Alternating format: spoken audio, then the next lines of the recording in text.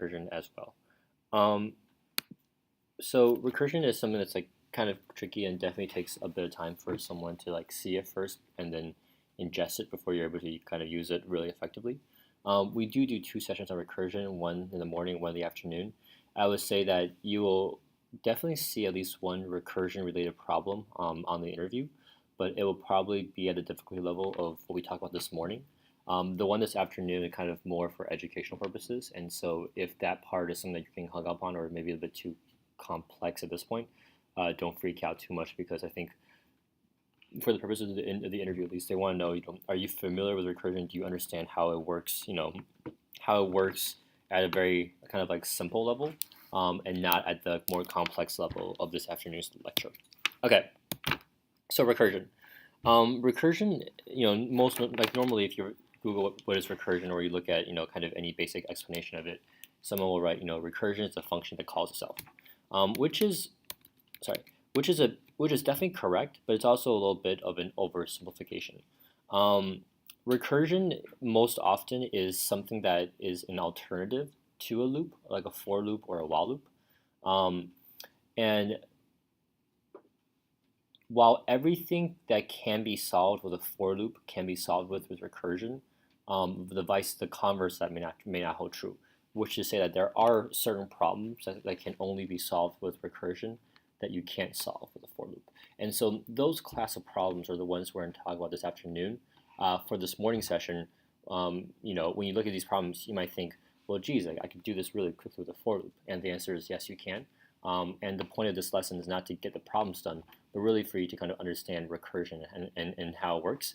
And in some ways, it might even be easier for you to know that, hey, like I already know one way to do it. Here's another way to do this the same problem using a different principle or different concept.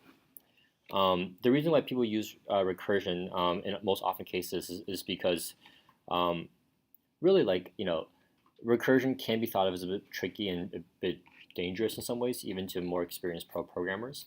And so people use recursion typically only because there are certain problems that I can't solve with a for loop or a while loop or a more iterative approach. When I say iterative approach, what that means is with a for loop, it's like I give you a list of things and I go through it one by one until I reach the end, right? So that is a form of a loop. Recursion can do that as well, but once again, it can also do some other things also. Um, Recursion is also sometimes preferred because recursion really makes you think about the code in a very kind of concrete way. And by concrete, I mean it really makes you think about the code in a way that's kind of answering the question of what am I trying to do, right? When we write the functions that we've written so far in class, we write a big function that does like maybe 10 different things. And a lot of times, like in programming, that's considered an anti-pattern because in reality, functions should actually be very simple. Simple in the sense that they only do one thing, right? And they do it very well. And if someone reads your code, they understand right away that, oh, this function does this function does this. When I put them together, this happens, right? And so recursion kind of takes that to the next level, whereas recursion can be thought of as almost solving like the core mini problem and just solving that over and over again. Okay, so before we talk about recursion, we need to do a really quick primer on the call stack. So JavaScript as a language is considered single-threaded, and what that means is everything happens in sequence, and nothing can happen until the previous line finishes executing, right? If I say let x equal 6, and then beneath I say x equals 7, we kind of take it for granted that x equals 7 only runs after let x equals 6 finishes running first, right? And so it is a nice thing to know that when I look at a line of code, I know with absolute certainty in which order the computer is going to run it, and at every single line of code, I know exactly what lines of code have already completed before the next line of code runs, right? So obviously the converse of this will be a multi-threaded process in which I can run several lines of code in parallel, and while that's the benefit of that is I can do more things at once. The downside of that is I actually don't know when one finishes, when where's the other. Right? So if I have two processes, one that creates a variable and the other one that tries to use a variable, it's not quite certain which one will get there first in some cases, right? So JavaScript is single threaded, which means once again that everything runs in sequence and no line of code can execute until the previous line of code finishes. And so that brings us to this idea of a call stack. You might see a call stack described as like as the stack of plates at a buffet line. Notice how remember how like if you're at a buffet and you have a stack of plates, right? When someone puts a stack of plates down, right, or rather if you have an empty kind of plate holder, right, you put one plate down. Now the stack has one plate, right? If I go in and I want to take a plate of that, I take that plate, right? However, someone goes and puts down one plate, then they put down another plate on top of it, and another plate on top of it, and so on and so forth, until there are 5 plates.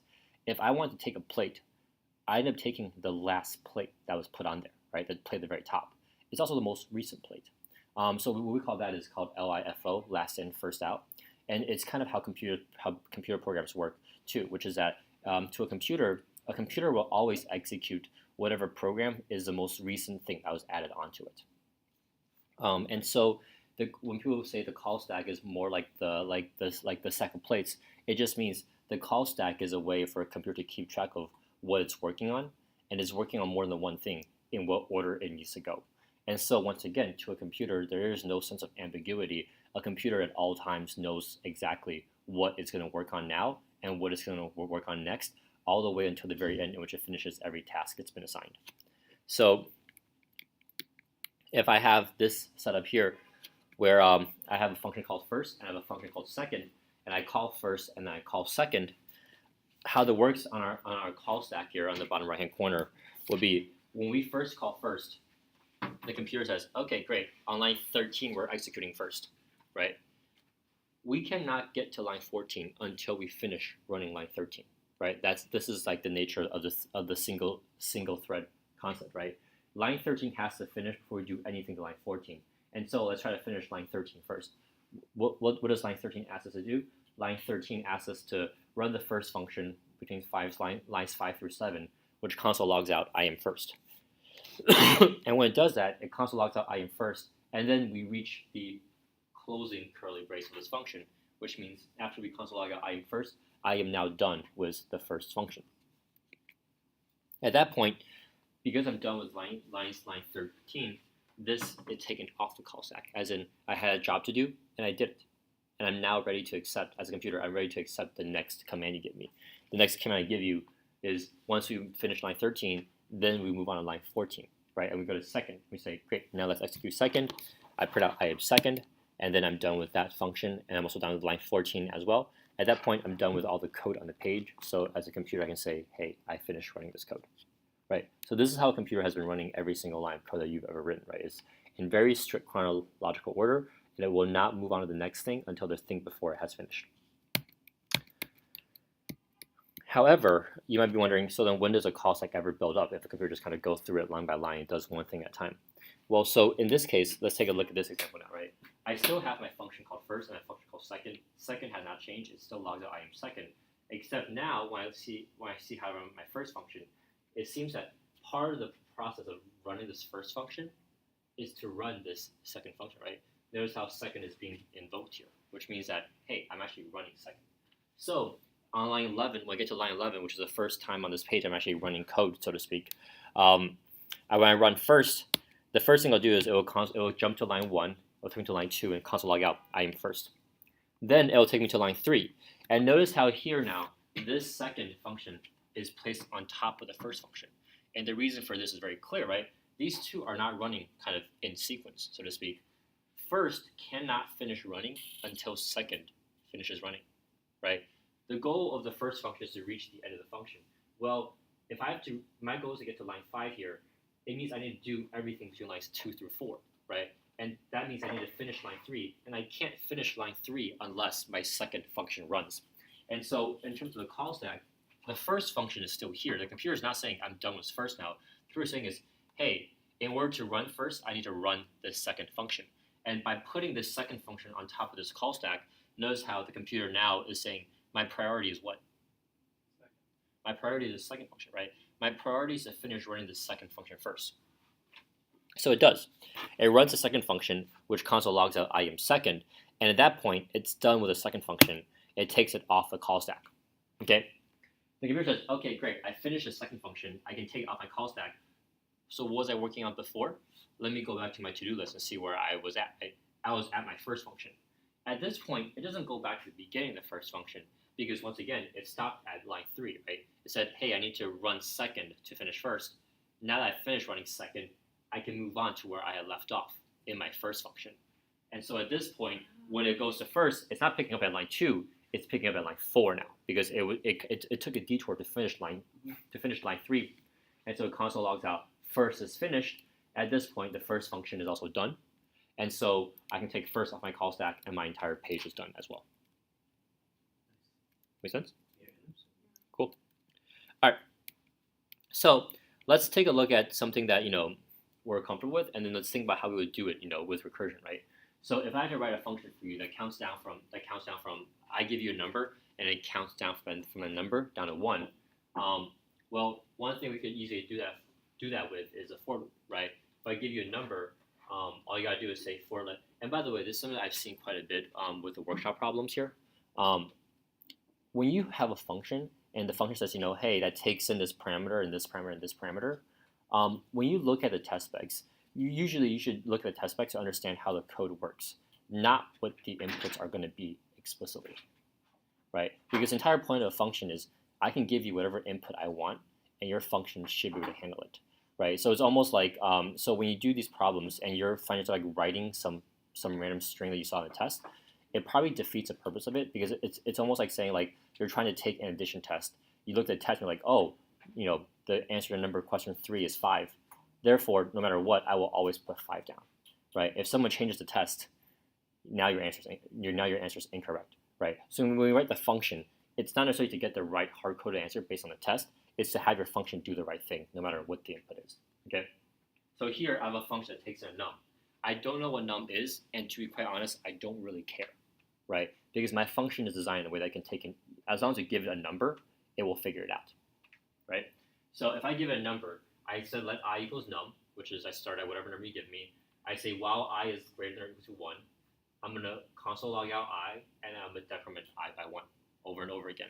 And so when I do a countdown function of 5, the first instance will console log out 5, say I equals 5.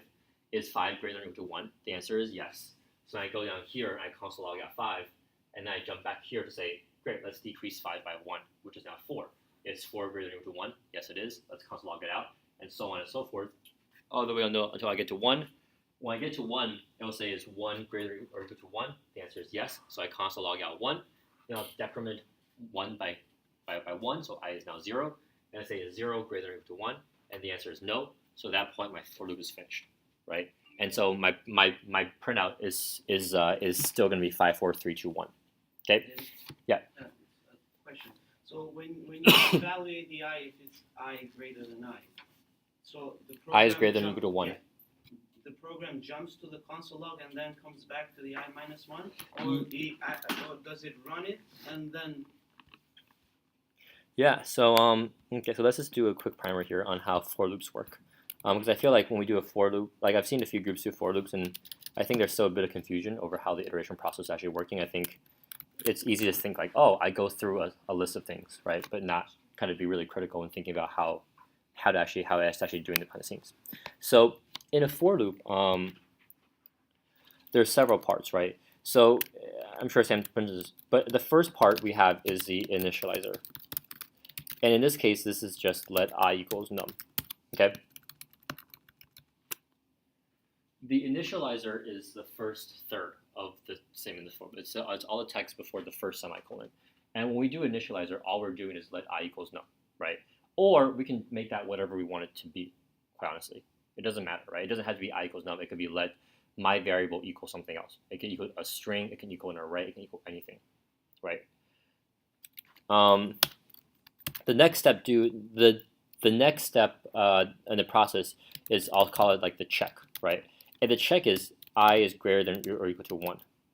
And all this does is the check is basically what's in between the two semicolons, and the check is always going to return a Boolean, or rather we're going to take whatever it returns and convert it into a Boolean.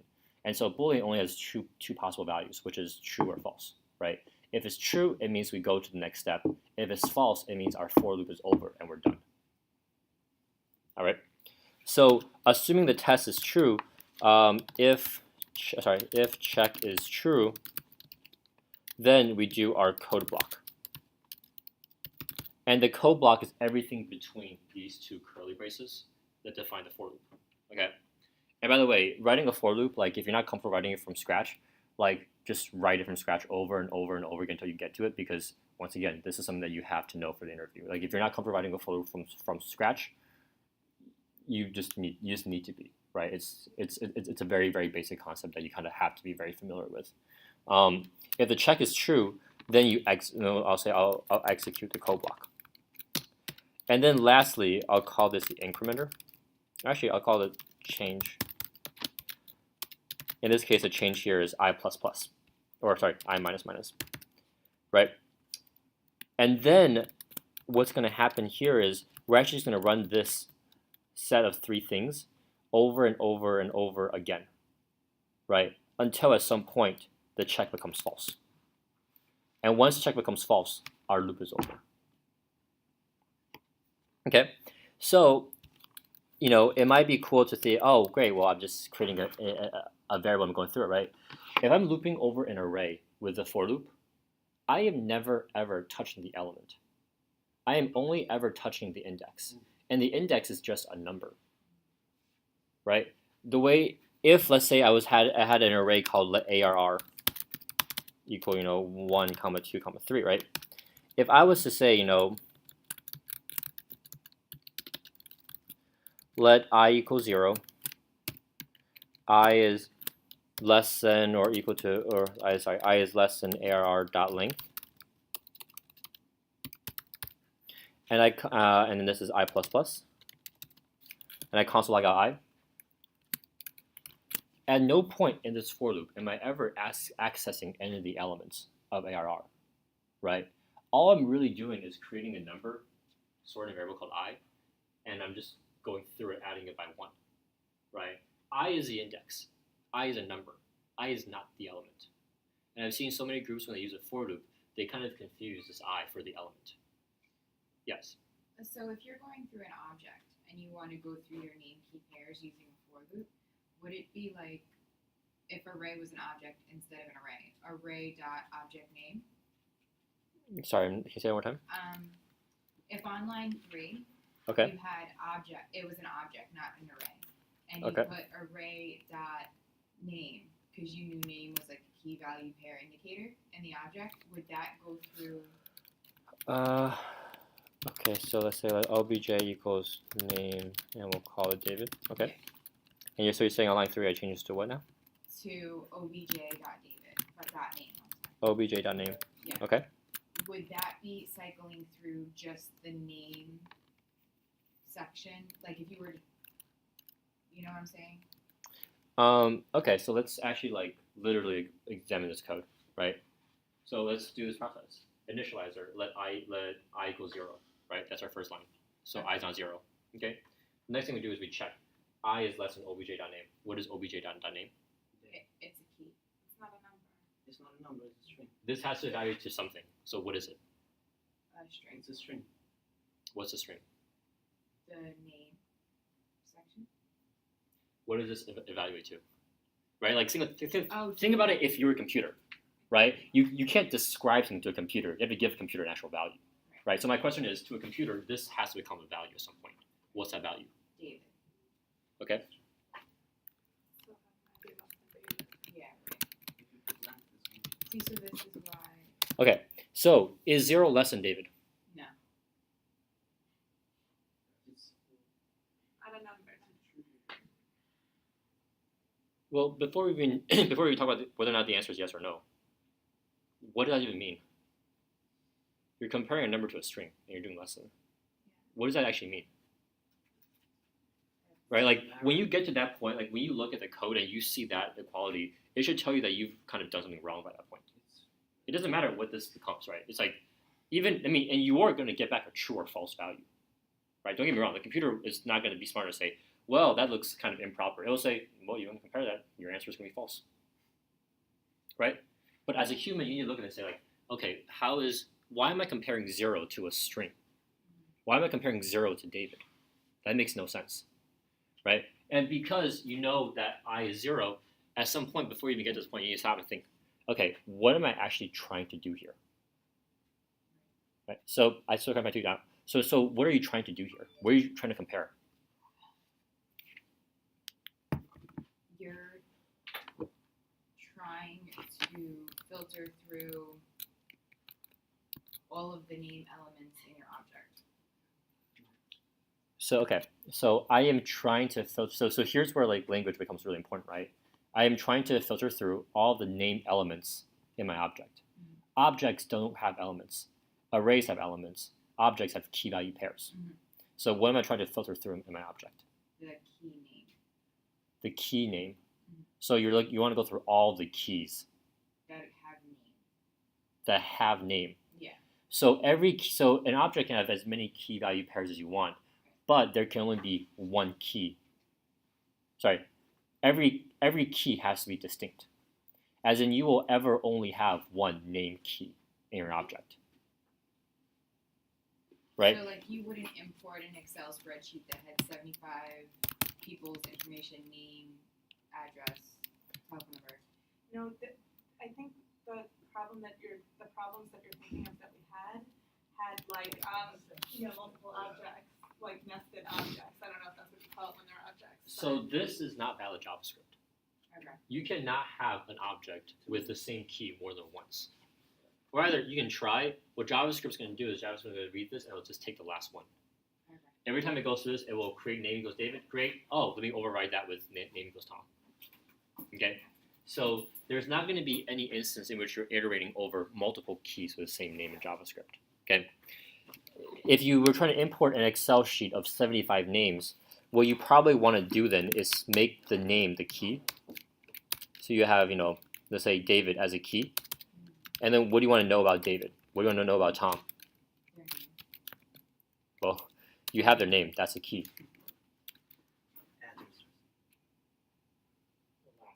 So one of the things you have to kind of like in the back of your mind be conscious of is what is a for loop over to? Sorry, what data type do you use a for loop to iterate over? Strings and arrays. Right. Yeah, strings and arrays. If I want to iterate through an object, I can't use a for loop. Right? If I try to take a data type, so what do we use to iterate over objects? A for loop, right? Which is very different than this. Yes. Right? This is a iterative kind of incrementer almost, right? So if I want to iterate over something, I need to make sure what I'm iterating over is a string or is an object. So if I do, for example, object.keys, and I pass an obj,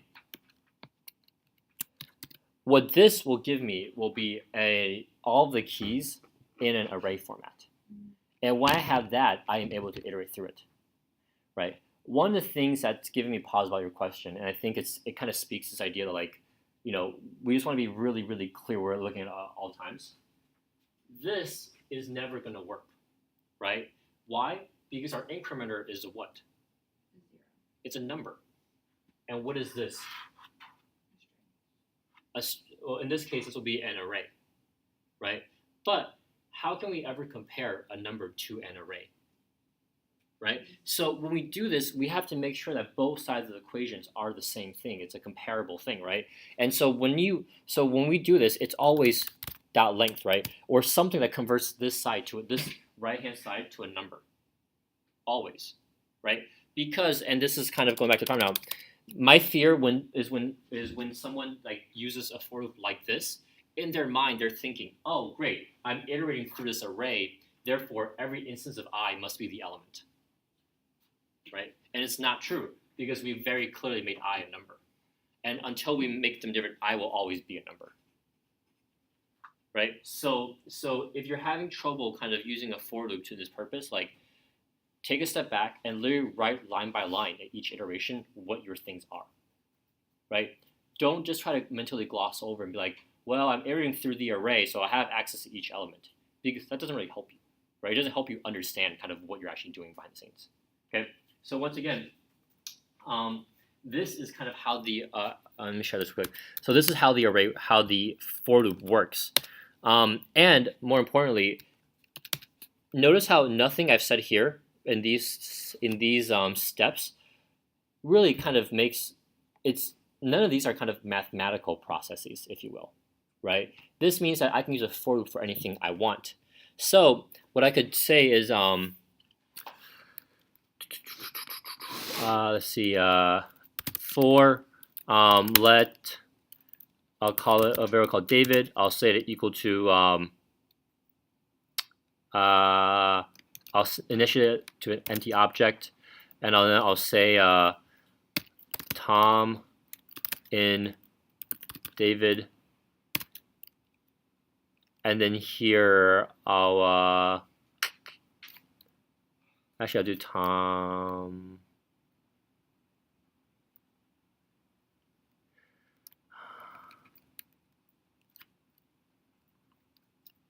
I don't know.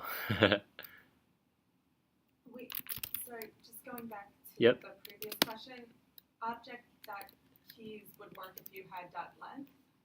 Yes, because this. There's an easy way to change objects into arrays. I missed that whole. That's pretty cool. So I guess it wouldn't work for nested objects. it wouldn't work. Well, no, it would because okay. So what object.keys does is it takes all of the keys. It's basically like saying like if I have a dictionary, you just want a list of all the words. Here's a list of all the words, right? But guess what you lose when you just take out all the words? Right, you lose access to which definition pairs with which words.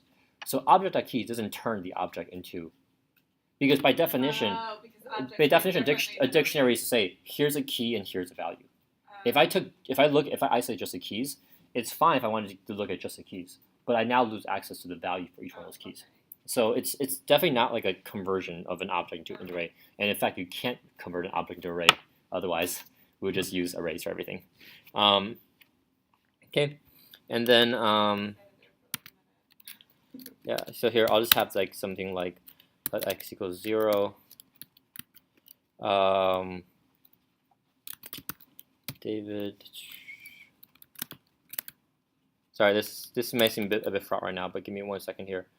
David, and then this will be okay. Tom plus x equals true, and then x plus plus. What I do here? Oh, this is not a properly defined object.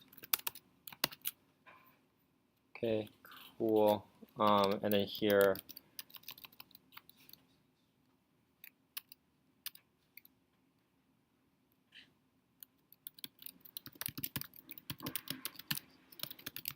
okay, cool. So at every instance,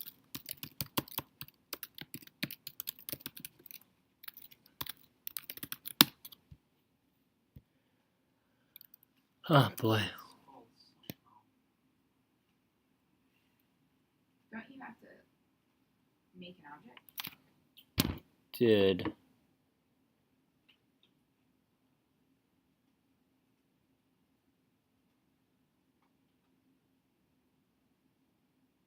oh wait, this should be a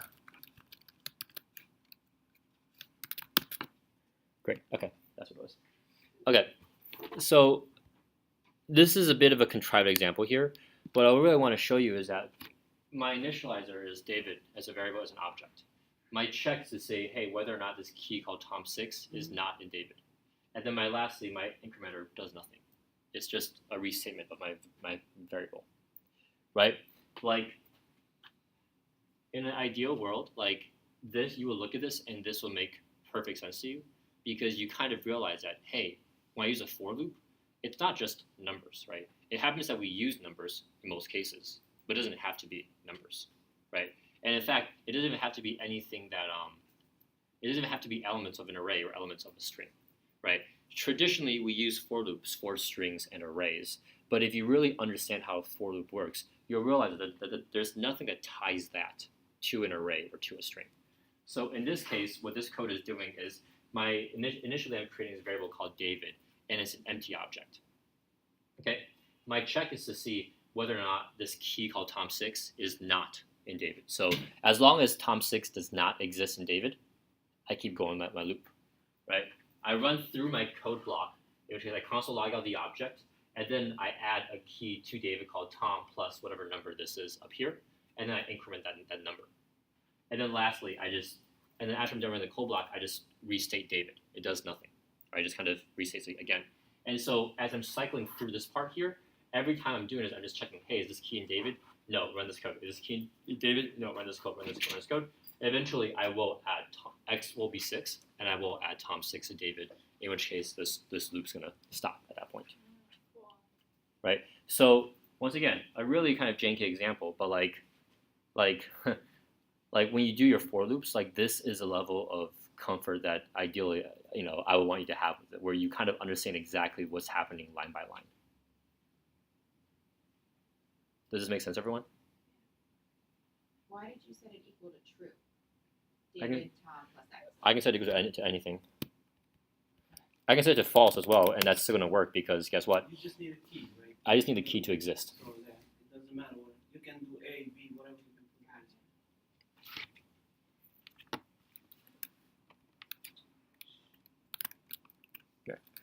Cool. All right, so I guess kind of going back then down now to our countdown example from before. Like this for loop, hopefully, like now you can kind of really quickly understand what's going on here, right? Like it really doesn't help you for you to just kind of say, oh, it's a for loop, it must work this way, just kind of breeze through it. Like look at the code and understand line by line what's happening, because once you know that, you're then able to change this and make this do whatever you want it to do. Anywho, so this is a really simple countdown function that counts down from 5 down to 1. If I was to do this in another way, I actually could even do it like this, which is to write a function called countdown that takes in a number and just prints out that number. And then when I want to do countdown 5, I can just call countdown 5, then 4, then 3, then 2, then 1, right? This will also get me the right answer as well. But obviously this is a less preferred method because guess what? If I do countdown of 100, well, I gotta type or at least copy and paste this 100 times. But this function also does kind of hit at the crux of what we're doing, which is just getting a number and then printing it out, right? Like that's the core functionality we're trying to do in this problem here. So one thing that we notice as a pattern is, well, every time we get a number, we're printing it out, and then all we're trying to do is kind of kickstart the next process, right? And how do we kickstart the next process? Well, we still want to print out the next number, but we also make sure the number is 1 less than this, right? And so if I make this my countdown function, countdown num, I take it and I console log the number first, then I do a countdown, I do num minus 1, I feed in the countdown. Now when I do countdown 5, what that's going to do is the first thing it's going to do is going to do great countdown 5. And how's that going to run? It's to say, let me console log out 5, and then it's going to call countdown of 5 minus 1, which is 4. And that's going to print out 4, which is then going to trigger countdown 3, and so on and so forth. And we can keep going, but one thing we notice eventually is, guess what? It never stops, right? Because at no point do we ever say, hey, let's stop at some point. We just do num minus 1 indefinitely. And so clearly this works for the first couple of iterations, but then at some point we kind of go past our breaking point. And so now we're kind of talking. So now we're hitting on the second main principle of recursive function, which is called the base case. A base case is probably the most important part of a recursive function. If a recursive function is a function that calls itself over and over again, the base case is when it stops, or when it knows when to stop calling itself. And so in this case, if I write a base case, what a base case basically does is a base case says, hey, if I hit this condition, I'm done, right? And really, if you really think about it, if a function just calls itself over and over and over again, when is it done? Well, it's done when it doesn't call itself again, right? And so in this case, what we've done here is we've added an extra clause, an if-else clause right now. Also, one other thing that I've seen a lot in this code, if or else only exists with if, right? There's no for-else clause. You can't have an else clause by itself, right? So anywho, so here, if I say if num is less than 1, console log out done. And at that point, my countdown function is completed, right? like it's an if clause. So if I hit the if, I don't need to look at the else. And after I'm done with the if, I hit line 10, I'm done with my code. Right? So if I don't hit number less than 1, then I go to my console, log out my number, and I keep counting down over and over and over again. And so in this case, I do countdown 3. I do countdown 3. Is 3 less than 1? No, it's not. So I'm in my else clause. I console log out 3, and then I call countdown of 2. 2, print out 2. Is 2 less than 1? No, it's not. So I print out 2. Then I call countdown 2 minus 1, which is 1. And then finally, I go to my countdown 0, right? Is 0 less than 1? And the answer is yes. So I console log out. Done. And now this means what? So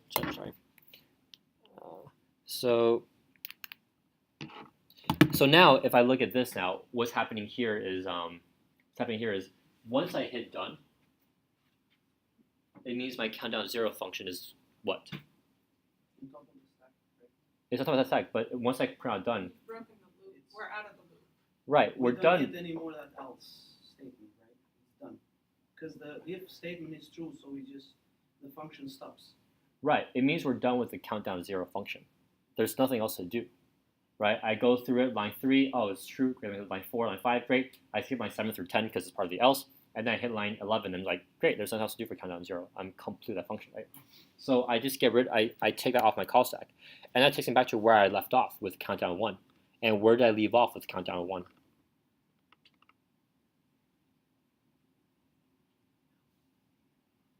Before 10 Give me a- and 11. What? 10 and 11, between 10 and 11. If we have something to run there, right? Yeah, I mean, technically speaking, we left off on line 9 because that's what countdown of 0 was being called, was countdown of... Remember how Okay, yes. we initially called countdown 0 because num was 1, so we do countdown 1 minus 1, which is 0. Well, now that we finished countdown 0, we come back to here and we say, great, what's next for us to run? And the answer is, well, nothing. We finish our else clause, and then we're in line 11, so we're done with the code, right? So therefore, countdown 1 finishes. And then the computer says, okay, great. Where did I leave off on countdown 2? And the answer was line 9, right? Because that's where we initially called countdown. We're number 3, and we were looking for countdown 2. And so eventually, all of this finishes. And by the time everything finishes fully, by the time everything finishes fully, we've now reached the end of our page, and we're done with our code, right? And so this is recursive. And so this is kind of like the heart of recursion. So the few big ideas here, right? One is you always want to make sure your function has a base case, so it knows when to stop. And really, stop for us just means when it knows not to keep calling itself. Okay. Secondly, and this is the part I think you'll probably struggle with the most, is this idea that like in a recursive function, you only care about how you handle your value and how to kick off the next process. Okay, that's all you care about, because you trust that when you kick off the next process, that next process will be able to handle their value, and that next process will be able to determine, hey, should I kick off another process, right? So far, all the code that we've written, you've kind of been the mastermind in terms of saying, I want you to run 10 times, and I will control how each one of those instances go. Here, as a recursive function, notice how in this countdown function, we only care about 2 things, right? The first thing we care about is whether or not the number is less than 1. If it's less than 1, then we just say done, and we're finished. If it's not less than 1, then the other thing we care about is trying to figure out, okay, great, what do I kick off the next iteration with, right? And so you can think of in this case of, because we're a function and we're calling ourselves again, right? It probably is even easier to think about it not in terms of saying, oh, let me just loop through this function over and over again, because that's not really what you're doing. What you're doing is you're calling countdown function again. So think of a brand new instance of the function running in parallel, right? And every time you call countdown, there is another instance of the function running in parallel. In fact, when we're here, we're not going through one version of countdown 4 times. We're going through 4 distinct versions of countdown. In each of those versions of the countdown function, each of those has a new num value. Okay? So when we get to the end of this problem now, so we basically just want to make sure we define a base case, and then the second thing we want to make sure is that when we're running, kind of like a while loop, you want to be sure that you're getting closer and closer to your ending state. You want to get closer and closer to you not having to run any more code, right? Because you never want a code that runs infinitely.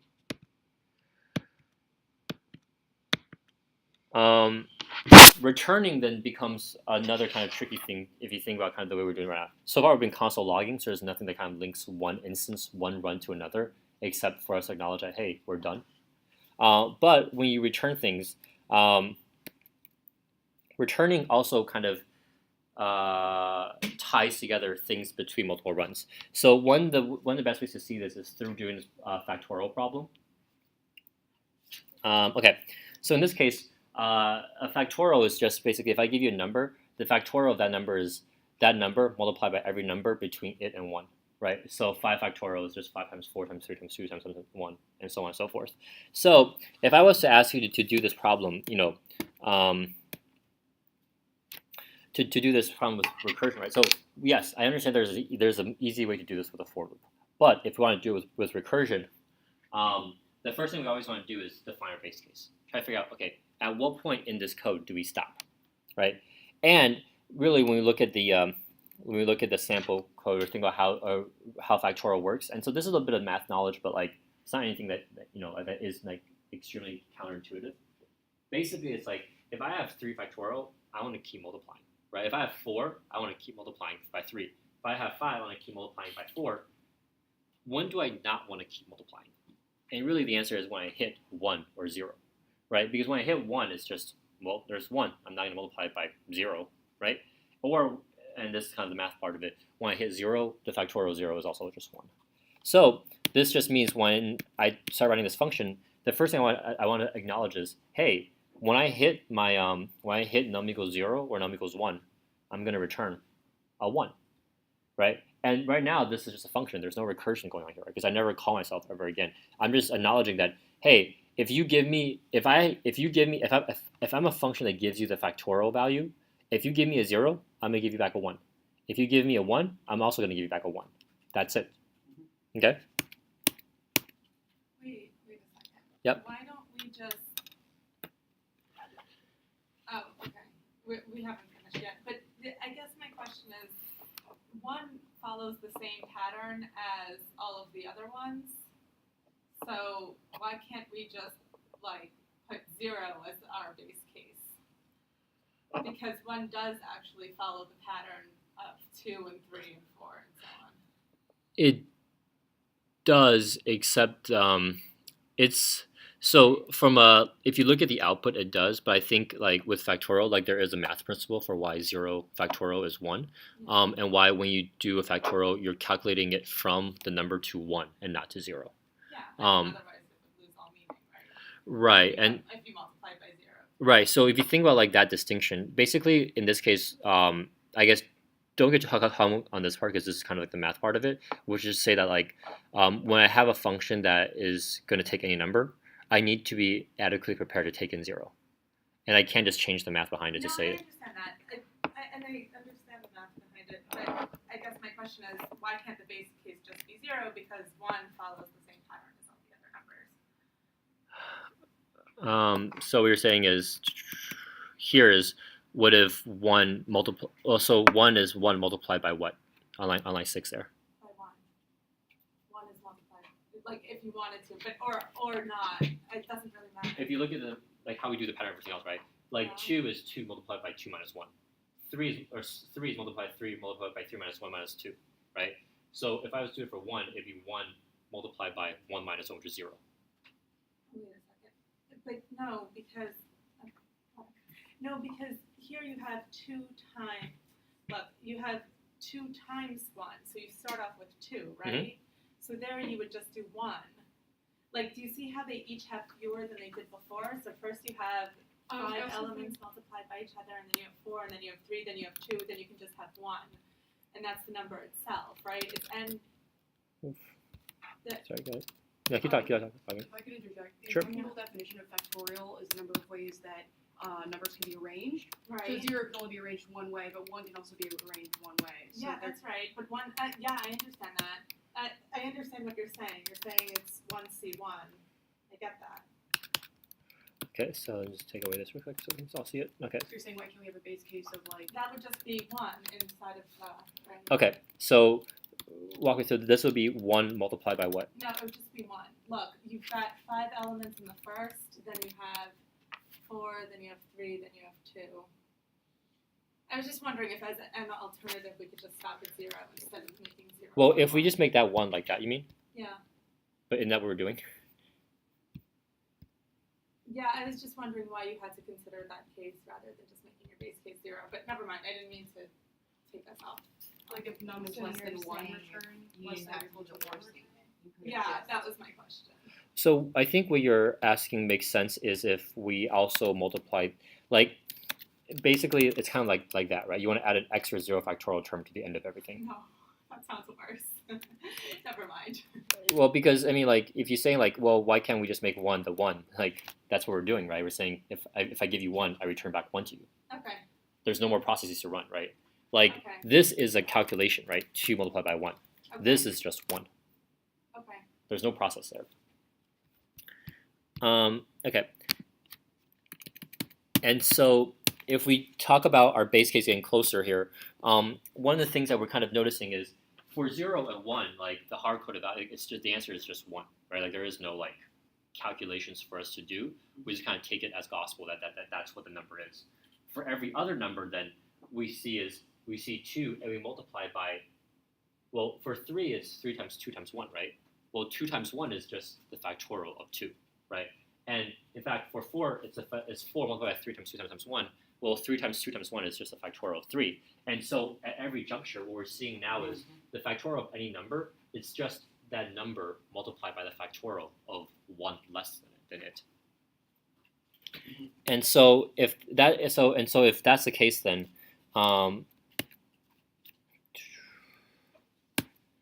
what we actually want to figure out is, well, if I have a base case which is number 0 or 1, I still want to return 1, right? But for all other instances, what's my total? Well, my total is just myself multiplied by the factorial of 1 less than me. And so the way to do that is going to be, and so ignore the console log for now. This is just kind of more for show. But if I do factorial of num minus 1, that tells me what like the second part of it is. And if I just multiply that by myself, then I get back what my answer should be. So in this case, when I do let result equals factorial of 2, based on the code as I currently have written, right, I go through this function, I hit my if clause, I say, great, is num 0 or 1? And the answer is no, it's not. So then I keep going to line 9, I say, great, calculate or print out the factorial of 2 minus 1, which is just 1, right? So I then start another instance of the factorial function, and I say, great, what's factorial of 1? Well, if num equals 1, I return 1. So here I console log out 1, which is why I get the result there. And then the undefined basically comes from, okay, great. Lastly, when I console log, or rather after I console log out 1, this function still doesn't return anything.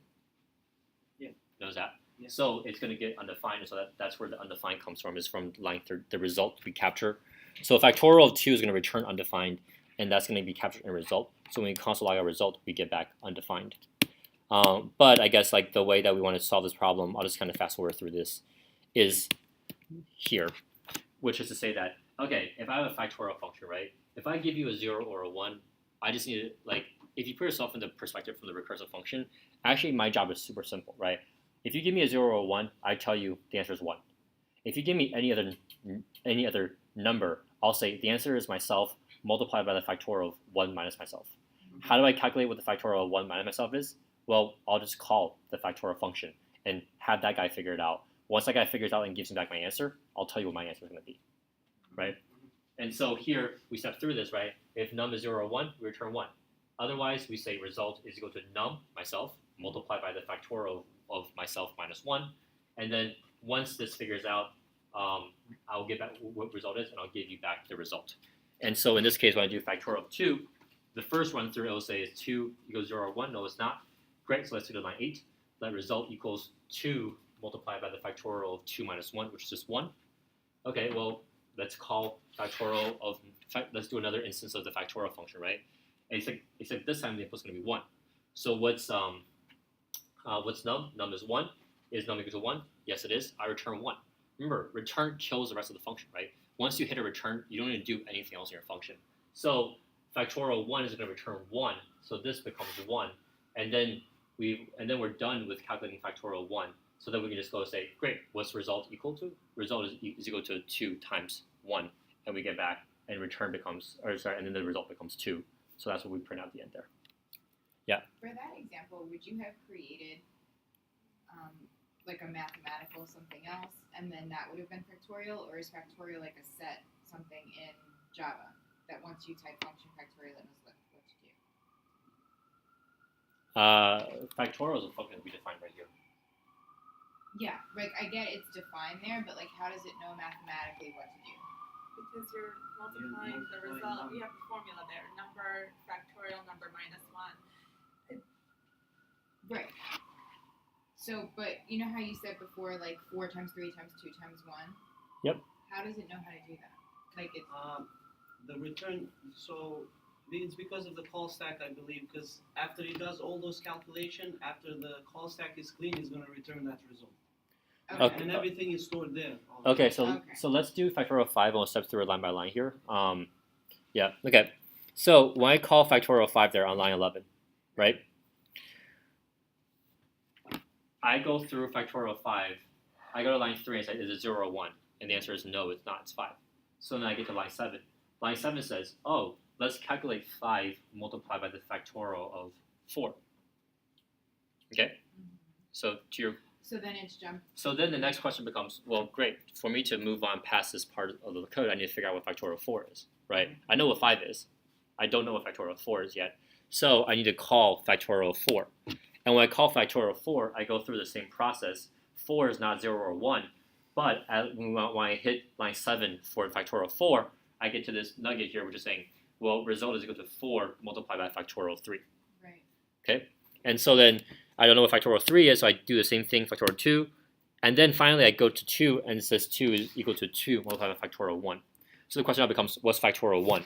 Well, when I run another instance of this function, I pass in 1 as num, I get back a return value of 1.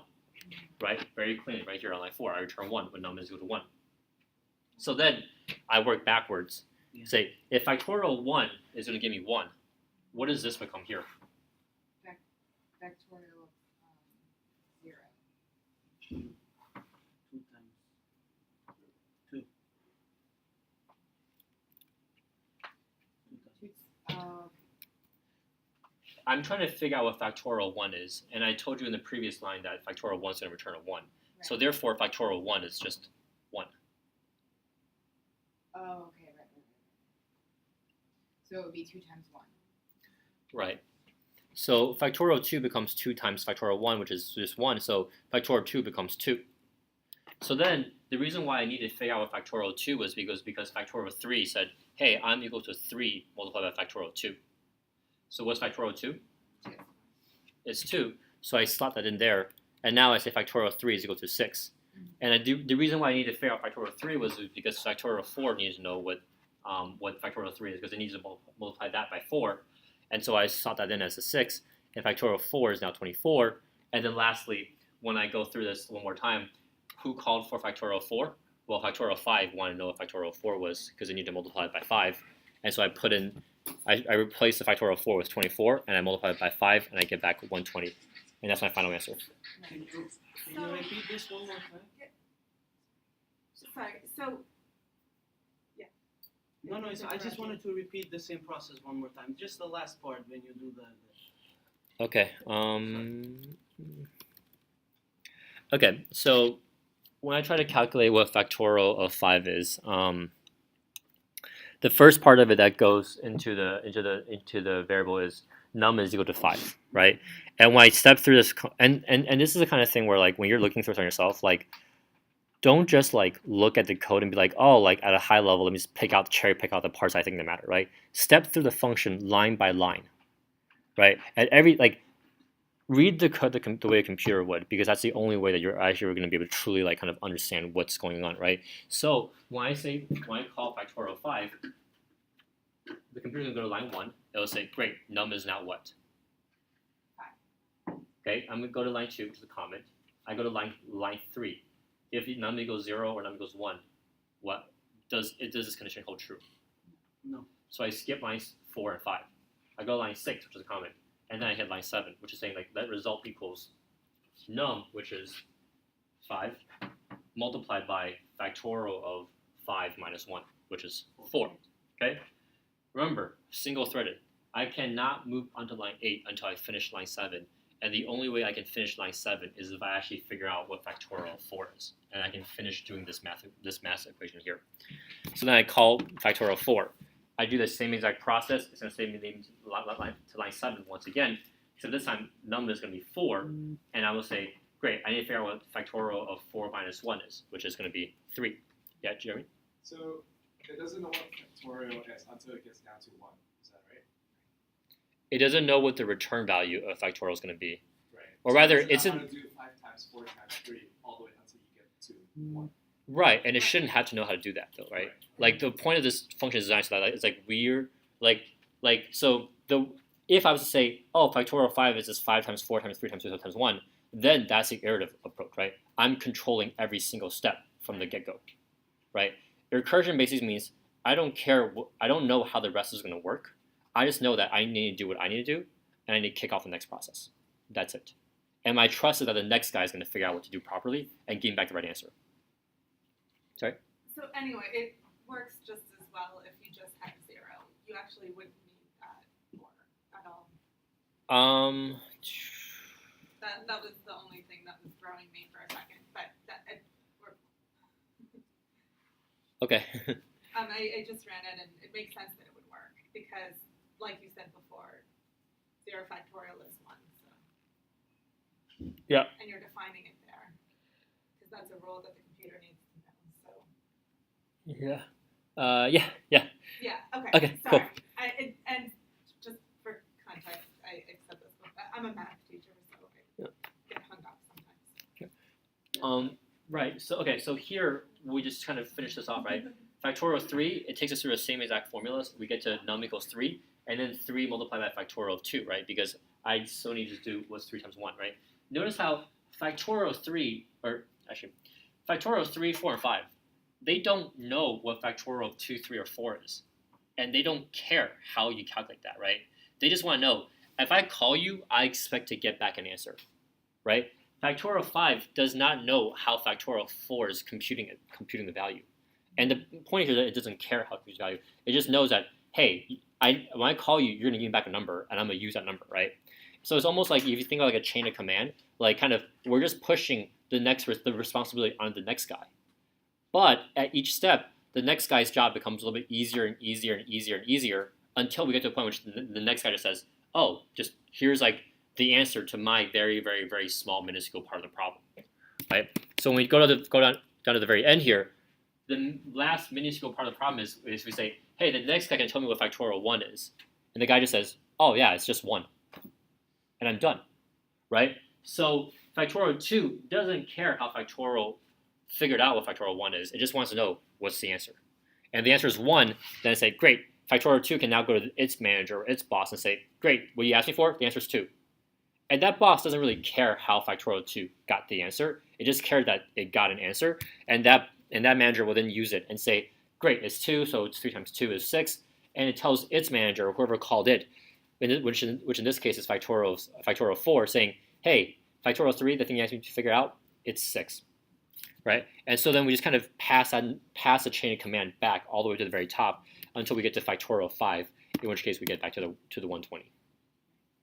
Right? So once again, with recursion, like with recursion, the point here is that like it doesn't care how the next instance figures out what the answer is. It just cares that it gets an answer back. Right? And so as the author of the recursive function, what you really want to do is make sure that your function is able to handle each number like correctly. So takeaways here. 1, write your base case first, because obviously you need to know when to stop.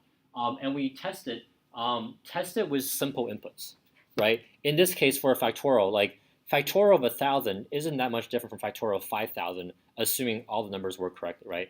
The only parts in which like we have something that's kind of a special case is when the num equals 0 or 1, right? Secondly is write your base case and using this, or right, write your base case and then test it using the simplest possible input that results in one recursive call to the base case. This is just basically just saying like when you test it out, like don't start testing with like like 50, test it with like 3 or 2, right? Because that way you can see the recursion run, you can also see the base case run as well. And then lastly is obviously as you want to build up complexity, you can build it to bigger and bigger numbers. And then yeah. Yep. Can I ask a sort of syntax question? Sure. Instead of calling the function, we let result equal factorial 5. Is there a reason for, like, if we just ran factorial 5, would that be, we did it a little bit differently. Yeah, like we had that up, we had let result equal factorial 5, and then we console log result. Sorry, here or the previous example? Sorry, no, lines 11 and 12. Like, can we just call the function normally? But then it wouldn't print out. I mean, I guess we could console log out factorial 5 to feed in directly if you want. Okay, I was just wondering if there was like an extra like, yeah, I was just wondering if there was a bit of syntax that was different, or like, no, once we're done with that function, we can do whatever we want with it. Right. So we could do it like we can do it like that too if you want. It just makes it a bit less clear, I think, when you were doing the demo, that like we're calculating the answer first here, and then once we have it, we can do whatever we want to it. At Okay. line 8, would you still say return result in that case, or would you have to do something different? No, the function is still the function. If we don't have return here, then this function returns nothing. Right. Yes. So I know it has to return, but would you still call it result? Well, the result on line 11 is different than the result on line 7. Okay. Right? These two are very distinct things. Okay. I can call this result 1, 2, 3. I can call this result 1, 2, 3. That's totally fair, right? But like these two, they're having to name the same thing, but they're not related at all. Okay. Okay. So recursion, you can use it in any data types in JavaScript, and all that means is normally we go through arrays and strings for recursion, but you can also go through numbers, objects, whatever you want. Kind of like the for loop. Like once you understand how the concept works, like you realize that there's nothing that ties recursion to a string or ties it to an array. It's not like a for each loop, right? Where we had to use it on an array, right? You can use it whatever you want as long as you're able to kind of go through it and solve the problem over and over again until you figure out when to stop. So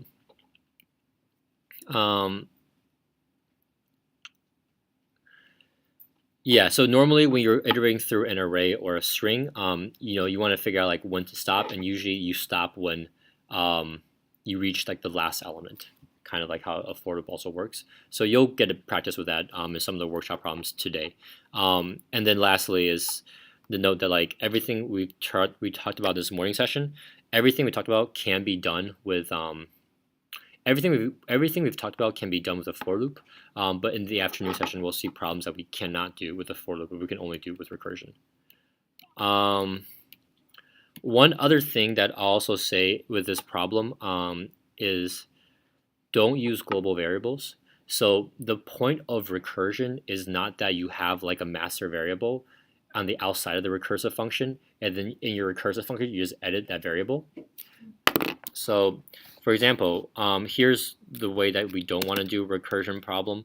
If I do like something like function factorial, I get a num, right? And I say result equals result multiplied by num, and then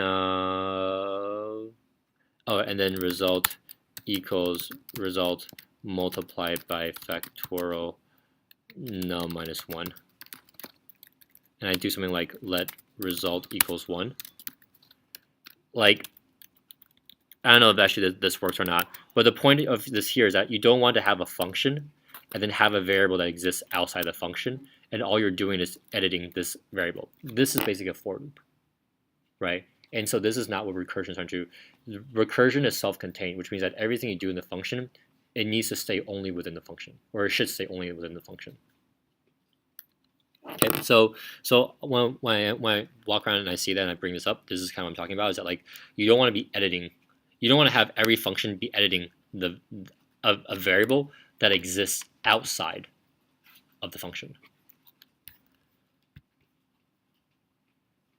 Okay. Okay. Well, that took a while. Any questions?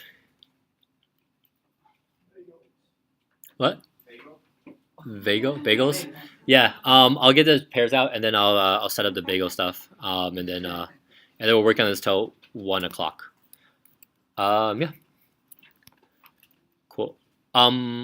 For today, because of